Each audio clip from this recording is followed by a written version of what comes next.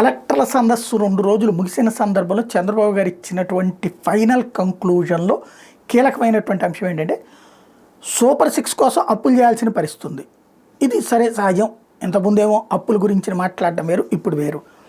4 సార్లు సీఎం అయినా ఎన్నడూ లేని విధంగా కేంద్ర ఆర్థిక మంత్రిని కలవాల్సి వస్తుంది. అంటే ఆర్థిక మంత్రిని కలవాల్సి వస్తుంది అప్పుల కోసమే. ఇదివరకు జగన్ వెళ్ళినప్పుడు వెక్కిరించేవాడు. జగన్ ఏం చెప్పేవాడు, చంద్రబాబు టైంలో జరిగిన తేడాల వలన నేను వెళ్ళి మాట్లాడి రావాల్సి వస్తుందని చెప్పేవాడు. అప్పుల కోసం స్వయంగా చంద్రబాబు కలవాల్సి వస్తుంది అన్నటువంటిది ఇక్కడ నెంబర్ 1 పాయింట్. రెండోది, కూటమి నేతలకు అధికారులు గౌరవం ఇవ్వాలి.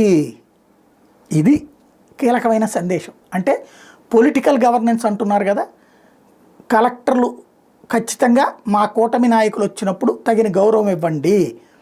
అలాగే తప్పుడు పనులకు సపోర్ట్ చేయమని నేను చెప్పట్లేదు అన్నటువంటి విషయం చెప్పుకొచ్చారు. వాళ్ళకి గౌరవం ఇవ్వడం అంటే వాళ్ళు ఏమన్నా అంత అద్భుతంగా ఉన్నాయి అడుగుతారా?